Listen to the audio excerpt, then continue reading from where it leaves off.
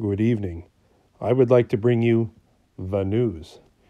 Here are some things I came across of this week that I'd like to share with you guys. You've probably seen them, maybe you haven't. Also, my thoughts on a few things that are going on. So, here's the first thing that I found interesting. Here's a trail cam photo from NVTV. They did a video on it. Go check out NVTV on YouTube. They're pretty good. They got some all different types of videos, really good ones, some ones that are maybe human, and they're pretty good. They bring a wide variety of stuff. Now, this photo looked pretty interesting to me because it looks like a forehead with a hairline, and then you see what looks to be like a brow ridge, and then you can just see the eyes. Go check out their full video over there for the story. My first reaction when I first saw it was, it's probably a bear. I don't know where it was taken. I don't believe if they said where it was. Uh, but black bear or grizzly bear, I don't think it is, because the first thing you would see were ears, and I don't see ears. Here's a grizzly bear photo I'm going to put up here for a comparison. Now, a black bear skull or head would be probably a bit more narrower, but this was a pretty good view. So, the other thing why I don't think it's a bear is generally the eyes are a bit farther apart. You can see the very beginnings of a nose that looks like a classic kind of more human hooded nose, and the bears don't really have that, so to speak. And the eye spacing looks different to me. I mean, a black bear is going to be a little bit different. And you don't see any kind of eye ridges on a bear because they're kind of with a more pointed snout. Their eyes are a little farther apart, set up a little bit differently. So let's take a look at the photo again here real quick. And yeah, as you can see, it's the brow ridges, the hair that comes kind of straight up, the lack of ears. This is a good find. I don't know what this is. I can't definitively tell you that it's a Bigfoot, because maybe it's a mask or a dog or a flash of something odd, but it's definitely, I can't identify it, and I think this is a good find. So for me, it's very rare that you ever see actual Bigfoot on trail cameras, because I think they can see the infrared in spectrums that we can't, and I'm sure their hearing's great, and they could probably hear the camera working. And yeah, so that's the first bit of news there. So moving on to our next story, we have here from Restricted Access. Last week I did a collaboration with these guys. They're great. Their production values, they're in-depth. They look like a professional news. In fact, they look better than most professional news. They blow me out of the water as far as their quality. So last week I did a collaboration with them on some Russian Bigfoot footage. They were kind enough to send me it so I could post it on my channel. It's on their channel, but go check out Restricted Access on YouTube. They're great. So I guess this is a castle over in England somewhere, or in United Kingdom, and I guess they captured a picture of a ghost on a horse, or at least that's reported, although it could be a moth or something else. But when you look at it, yeah, it kind of does look like a guy on a horse, like a medieval knight or medieval lord or something riding by, and I guess that's supposed to be the history behind the castle there. So let me know what you guys think in the comments. I'm not completely sold that it's a ghost horse. I mean, it could be. It could also just be a moth or a wave of a finger, or just something that happens with photography at night, because you have such long exposures at night to get everything to pick up that the simplest flash can turn out very weird. So moving on, this isn't exactly paranormal, but it's on the sick, twisted homicide side, which we're going to talk about a couple stories here.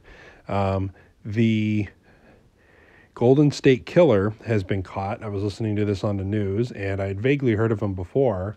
In the 70s and in the early 80s, he committed a whole lot of horrible rapes and murders, and tied up people and tortured them. And he was really psychotic, the way that he would look in through windows and scout out his victims and follow them home. And he would tie up husbands and wives. And after he committed his crimes, he would call back like years later and leave rambling voice messages, "I'm going to kill you," and all this other stuff, and very bizarre stuff.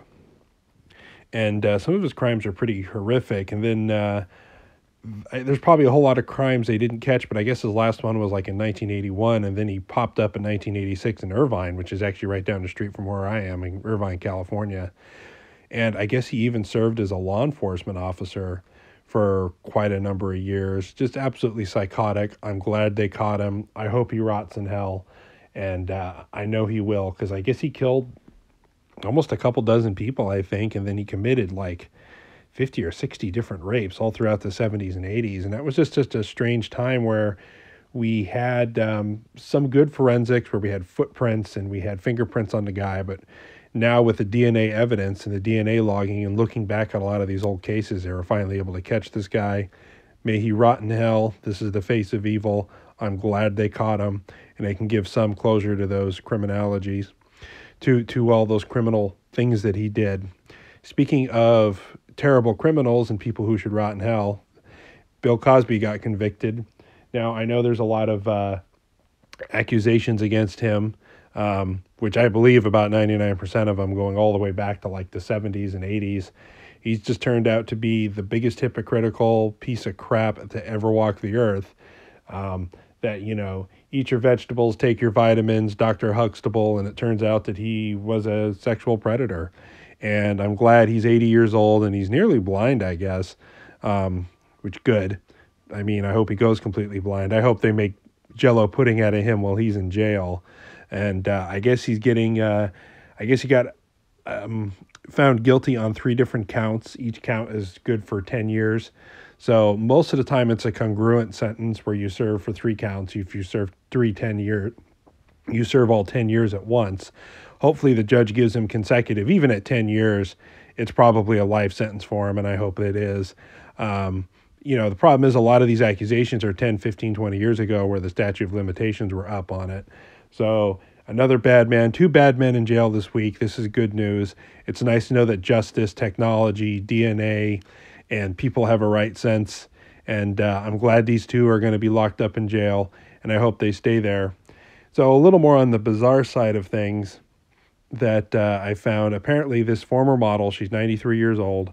Her family stuck her in a nursing home in 2010, and which, God, that's 8 years ago now. It's hard to think. Time flies by so fast. But this is a horrible story. I guess this is a really seedy, terrible nursing home, and which just breaks my heart, because it's like, if you have loved ones, make sure you check on them, make sure you take care of them, do what you can. I guess she got eaten alive by scabies. Scabies are these little, almost microscopic little mites that burrow under the skin. These are kind of graphics. And I guess she was left in a nursing home, and the infection got worse and worse, and they didn't help this poor lady as she was just dying there covered in scabies. That's a picture of her hand, and they were said, don't touch her hand because the hand might fall off. Absolutely despicable.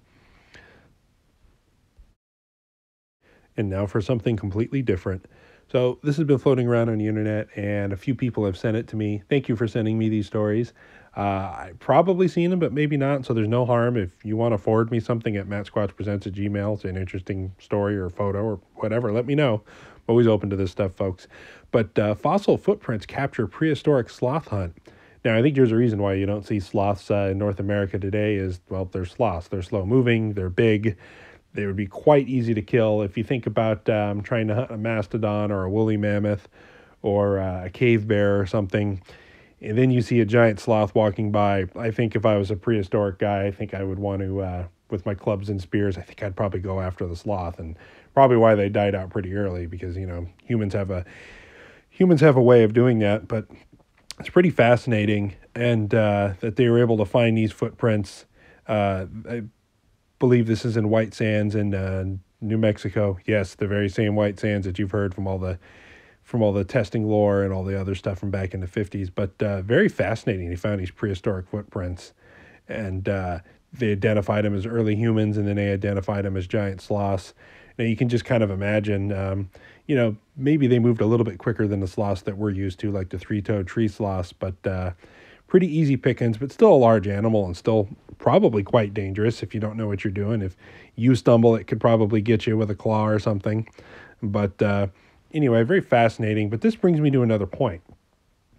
We're talking tens of thousands of year-old footprints in the same spot, not moving. You saw the picture, out in the open, not hidden by trees, and they just now found it in 2018. Now, why this is important was when everybody says, why haven't we found Bigfoot? It's like, well, Bigfoot hides in the bushes. They're not trying to be actively found, and they move around. if it took us tens of thousands of years to find footprints out in the middle of the open, it kind of leads a little bit of the credibility that, like, yeah, Bigfoot's hard to find. Kind of like all those planes that have crashed in the 40s and 50s, and they still haven't found them. They're in a fixed location. They're not moving. So it's kind of helps to me for that argument of like, hey, look, these are footprints out in the middle of the desert. And it's like, well, people have been everywhere. We've seen everything. We've done everything. We've seen every rock and every tree there is to tree. It's like, well, no, we haven't. They're still out there. We're still discovering, even in our own backyard. This wasn't discovered in some arid desert in some foreign country with, where they don't have a lot of technology. This was in America. This was in White Sands. This is in New Mexico. They found this. So quite fascinating. Very cool. If you like this, please give it a thumbs up. If you haven't already, please subscribe and stay safe in the woods, folks.